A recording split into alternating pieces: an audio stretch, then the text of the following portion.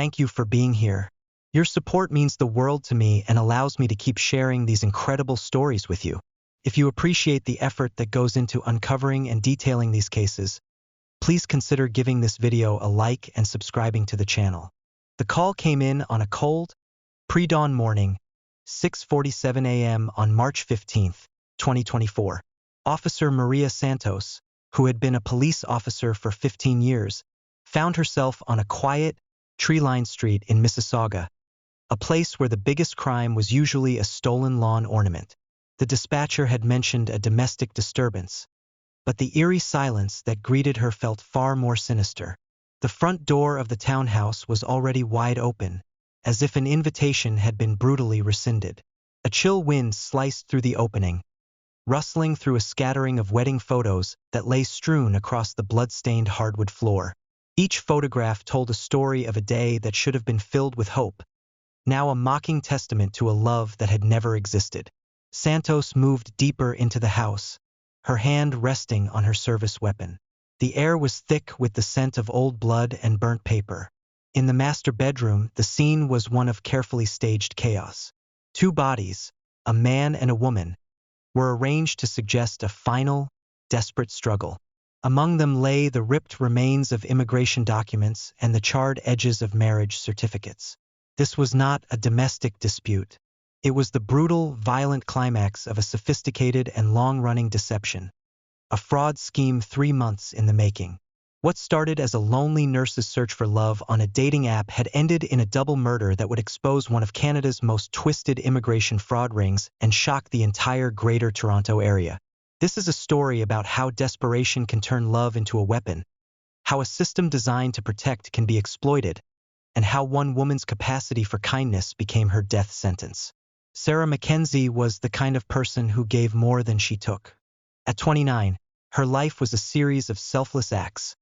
7 years working exhausting 12-hour shifts in the ICU at Credit Valley Hospital, where she held the hands of strangers as they fought for their lives. Outside the hospital walls, her personal life was a quiet tragedy.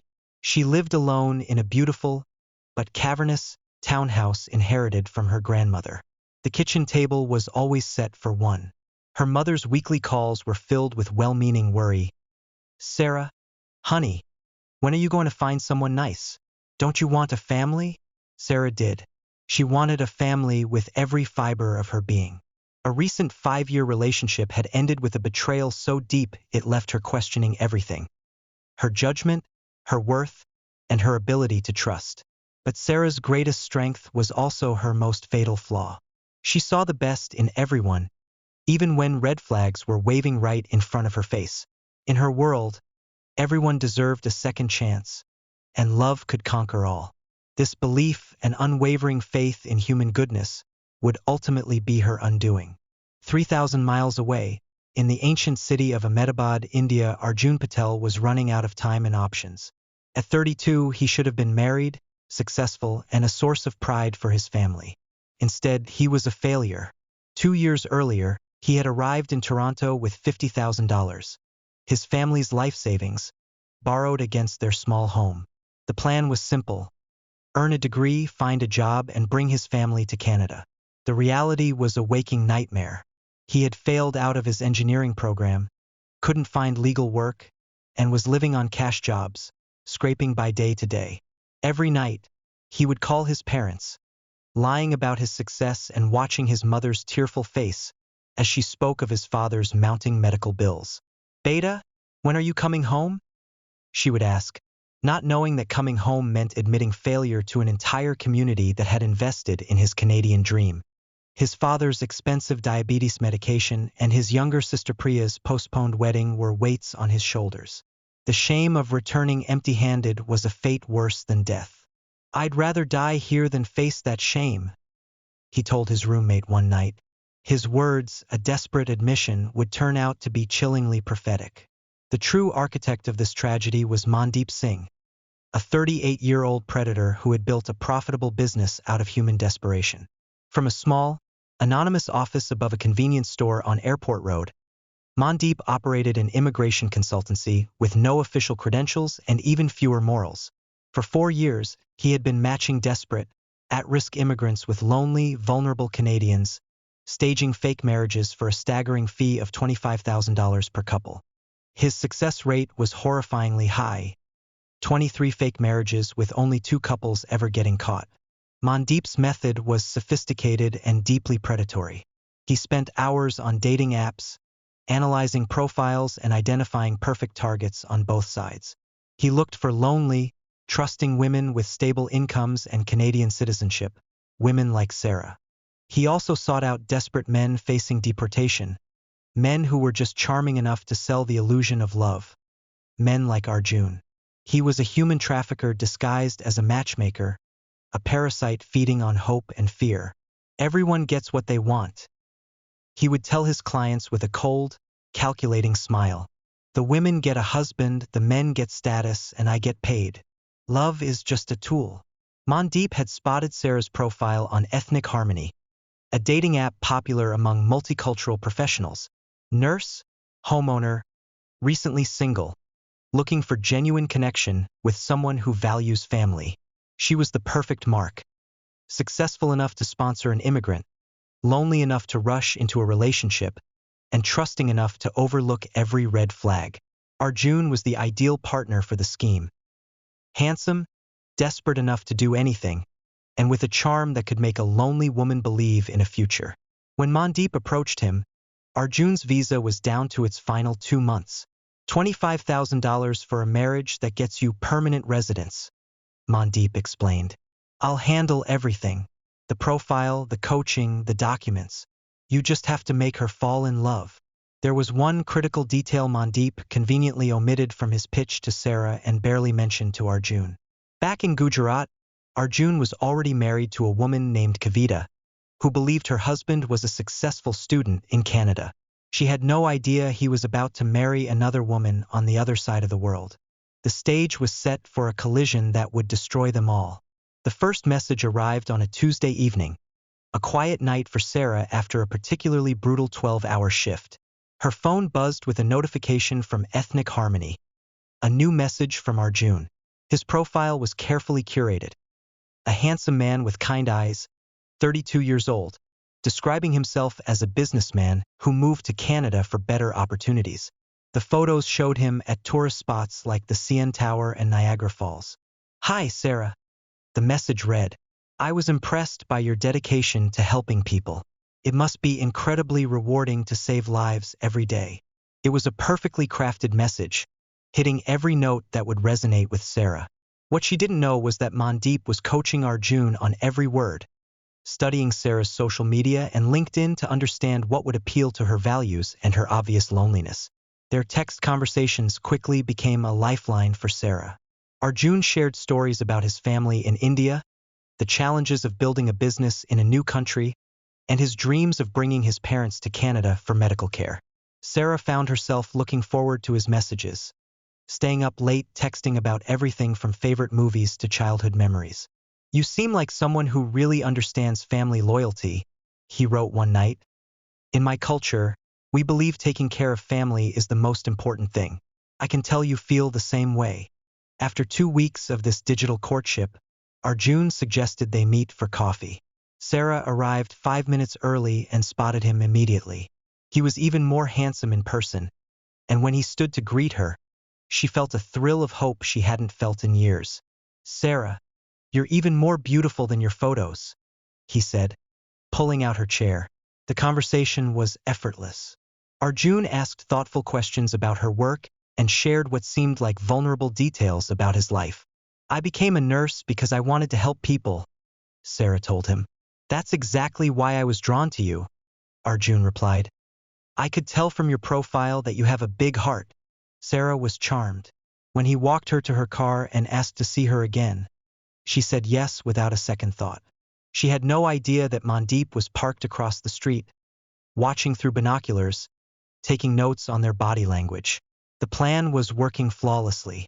Over the next 6 weeks, Arjun became the sun in Sarah's world. They talked every day and saw each other 3 times a week. Sarah found herself falling harder than she had with anyone since college. Arjun was the perfect boyfriend. He brought flowers to every date, remembered every small detail she mentioned, and made her feel like the most important person in the world. But there were cracks in the facade that Sarah was too in love to see. Arjun never invited her to his apartment. His stories about his consulting business were vague and inconsistent. Phone calls would sometimes interrupt their dates, and he would always step away to answer them in hushed, urgent tones. "Work emergency," he would explain. "The business never sleeps." Their physical relationship developed naturally, and when they made love for the first time, Sarah felt a connection she had never experienced before. "I'm falling in love with you," she whispered afterward. "I never expected to find someone like you," Arjun replied, holding her close. "You make me want to be a better man."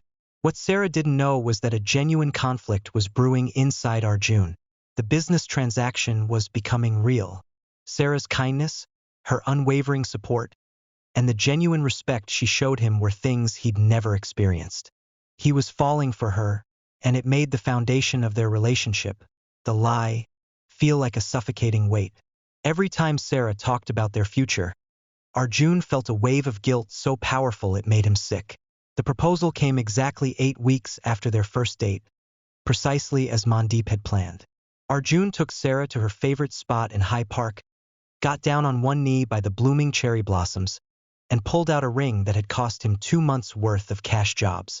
"Sarah, you've changed my life completely," he said, his voice shaking with a mix of practiced lines and genuine emotion. "I can't imagine spending another day without you. Will you marry me?" Sarah's yes was immediate and full of tears of joy. She called her parents right there in the park and posted photos on social media within the hour, a post that would later be used as evidence in a murder investigation. The engagement party at Sarah's townhouse was a joyous occasion, but it also revealed the first real cracks in the illusion. Her best friend, Jessica, pulled her aside in the kitchen. "He's charming and gorgeous," Jessica admitted. "But don't you think this is all happening really fast? 8 weeks from first date to engagement? That's pretty intense." Sarah dismissed her concerns with a smile. "When you know, I've never felt this connected to anyone." But Jessica wasn't convinced. "Just promise me you'll take your time with the wedding planning," she pleaded. "There's no rush, right?" Sarah's smile faltered slightly. "Actually, we're thinking of doing something soon," she confessed. "Arjun's immigration status is complicated, and we want to make sure we can stay together." This was the first time Sarah had admitted to anyone that immigration was a factor.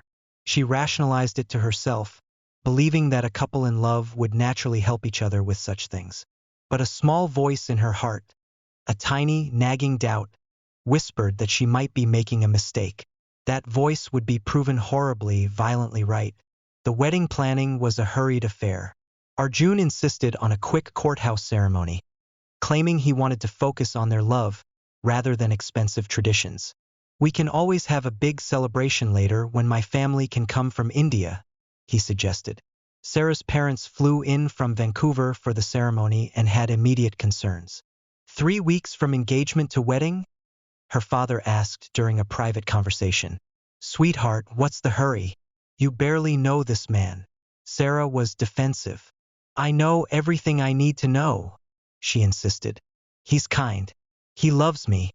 And we want to start our life together." Her mother was more direct. "Sarah, I've watched you rush into things before. This feels like the same pattern." But Sarah was blinded by her own desire for love, dismissing their worries as old-fashioned thinking. Behind the scenes, Mandeep was orchestrating every detail. He provided Arjun with fake employment records, coached him on answers for the immigration interview, and even arranged for paid actors to pose as his family on video calls. The wedding day was small but beautiful. Sarah wore a simple white dress. Arjun looked handsome in a navy suit. "I promise to love you, protect you, and build a life with you that honors both our cultures," Arjun said during their vows. In that moment, he almost believed it. Sarah's vows were genuinely from the heart. "You rescued me from loneliness and showed me what real love looks like. I promise to stand by you through every challenge." The tragic irony of those words would become apparent within days. The honeymoon phase lasted for exactly 2 weeks. Arjun moved into Sarah's townhouse, and for a short time, domestic life felt perfect. He cooked traditional Indian meals, surprised her with flowers, and seemed genuinely happy. But the facade began to crack. Arjun received phone calls at all hours, always taking them in another room. He was secretive about his daily activities. Money began disappearing from their shared bank account. Where did the $800 go? Sarah asked one evening, holding up their bank statement. Business expenses, Arjun replied quickly, becoming defensive when she pressed for details. The red flags multiplied. Sarah found text messages in Hindi on Arjun's phone that, when translated by Google, were threats about money owed. Strange men began calling the house asking for Arjun in urgent tones. "You're being paranoid," he said when she voiced her concerns. "I left everything in India to be with you. Don't you trust me?" Sarah, desperate to believe him, apologized and tried to push down her growing unease.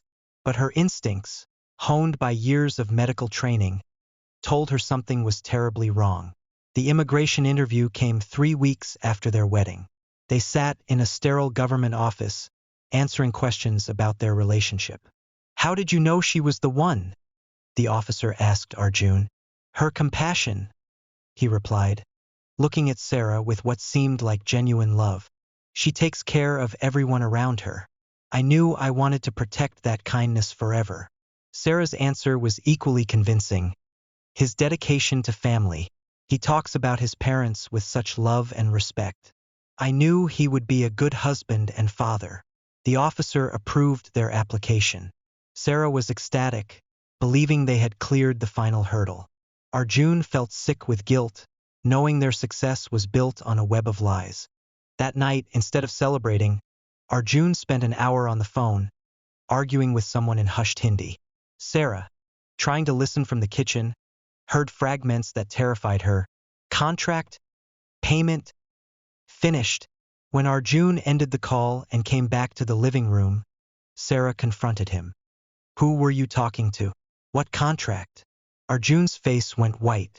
For a moment, she saw pure panic and guilt in his eyes. He quickly regained his composure, shifting back to the loving husband persona. "Just business stress," he said. But Sarah was beginning to realize that every aspect of their marriage was a cause for worry. The truth came crashing down a few nights later. Sarah's computer was updating, so she decided to use Arjun's laptop to order groceries. She expected to find Amazon bookmarks and work documents.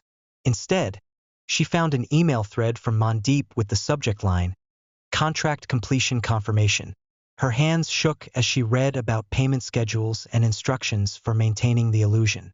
Then, she saw an attachment, an email timestamped just 3 days after their wedding.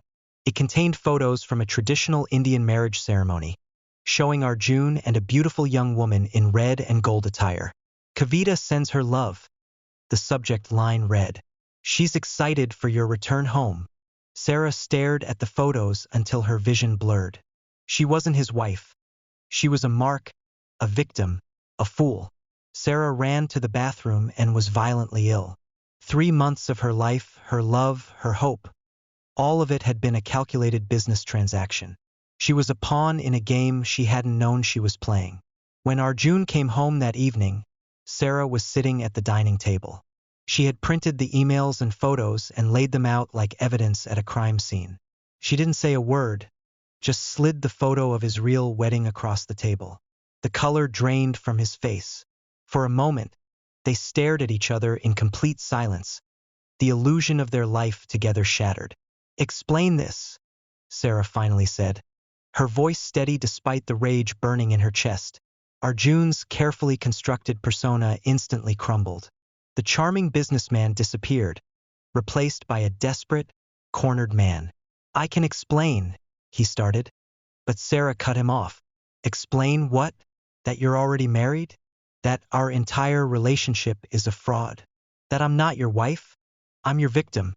Arjun tried to use the strategies Mandeep had coached him on, claiming the marriage in India was loveless and arranged. He swore his feelings for Sarah had become real. "I fell in love with you for real," he said, tears streaming down his face. It started as business, but it became real. I love you, Sarah. You destroyed my life for a piece of paper, she replied, her voice cold. You made me an accomplice to a federal crime. The fighting continued for hours. Arjun alternated between apologies and increasingly desperate bargains. He promised to divorce Kavita and make their marriage real. He offered to confess everything to immigration and face deportation. But Sarah was done. The trusting woman who believed in second chances was dead. In her place was someone harder, colder, and infinitely more dangerous. I'm reporting all of this to immigration tomorrow, she said with a deadly calm. You, Mandeep, and everyone involved are going to prison. Arjun's desperation turned to panic. You'll destroy yourself too. You signed those documents.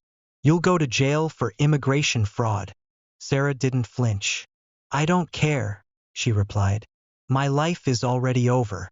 But I won't let you do this to anyone else.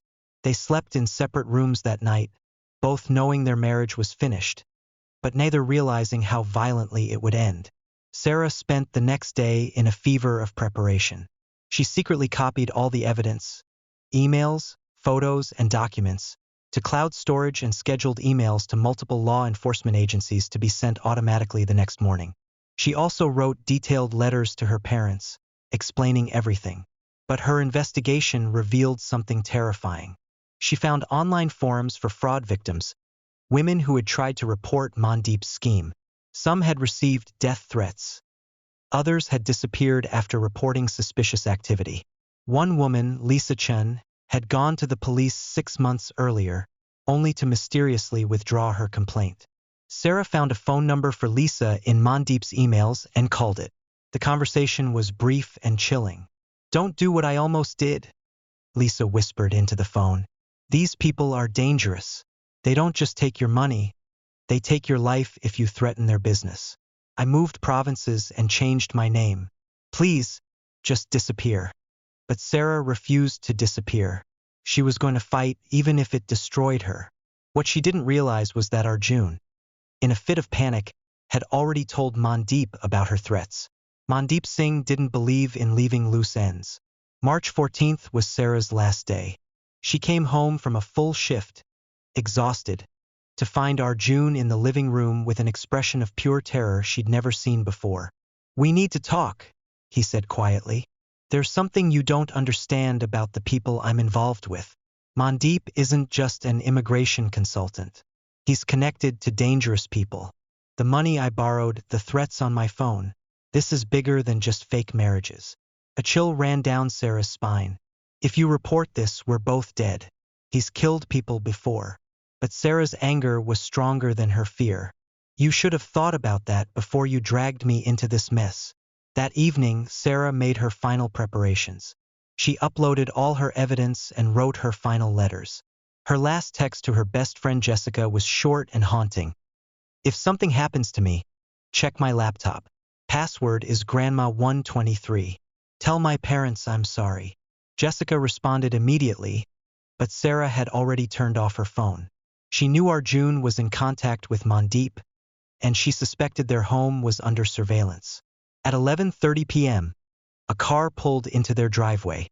Sarah watched from her upstairs window as Mandeep Singh got out, followed by a man she didn't recognize.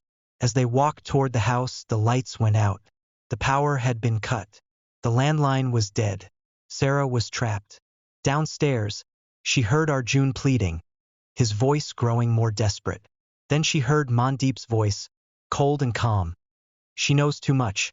She's going to destroy everything we've built. There is only one solution. Sarah, her nursing training kicking in, grabbed a kitchen knife she had started keeping in her bedroom. She forced herself to think logically about escape routes and defensive positions. The bedroom door opened. Arjun stood there, tears streaming down his face. I'm sorry, he whispered. I never wanted this to happen. Behind him, Mandeep appeared with a gun. Mrs. Patel, he said mockingly. Or should I say, Mrs. McKenzie, you've caused us quite a bit of trouble. Sarah, trying one last desperate bluff, lied. The police already know everything. I sent them copies of all your files this morning. Mandeep smiled. No, you didn't. We've been monitoring your communications. You were planning to send emails tomorrow morning. But tomorrow isn't going to come for you. The next few minutes were a blur of chaos and violence. Sarah fought with everything she had, using the knife and her medical knowledge of anatomy to defend herself. Arjun, in a final moment of conscience, tried to intervene, pleading with Mandeep, "Don't hurt her. We can figure something else out." But Mandeep couldn't afford witnesses or weak links. Arjun's attempt to protect Sarah sealed his own fate. The violence that followed was swift and brutal. When it was over, 2 people were dead, and one killer was already planning how to stage the scene. Mandeep arranged the bodies to suggest a murder-suicide. A jealous husband kills his wife and then himself after immigration fraud is discovered. It would have worked if not for one thing.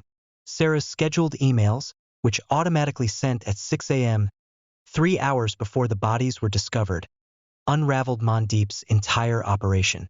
The investigation that followed exposed 47 fake marriages across 3 provinces. Dozens of victims came forward with stories of threats, extortion, and violence. Sarah's meticulous evidence brought down not just Mandeep, but an entire criminal organization that had been preying on desperate immigrants and lonely Canadians for years. Mandeep Singh was convicted of 2 counts of first-degree murder and sentenced to life in prison without parole for 25 years. Sarah's investigation helped convict 17 other people involved in the fraud network. In a final, fitting tribute, her parents established the Sarah McKenzie Foundation to provide legitimate legal assistance and support for immigrants. In their victim impact statement, her father's words resonated throughout the courtroom and the media. Sarah believed everyone deserved a second chance. She died because she gave one to the wrong person. Sarah McKenzie's story was not a romance gone wrong, but a stark and brutal reminder that sometimes the people we try to save are the ones who will destroy us. Her townhouse in Mississauga stood empty for 2 years, a memorial to dreams destroyed by deception. When it was finally sold, the new owners found Sarah's last journal entry, written the night before she died. "I thought love could save us both. I was wrong about everything except one thing. Some people are beyond saving, and trying to save them will cost you everything." If you're interested in more true crime content and want to help ensure stories like Sarah's are never forgotten, please consider subscribing and hitting the bell icon so you don't miss our next video. And if this story left you with any thoughts or questions, I'd love to read them in the comments below. Thank you again for watching.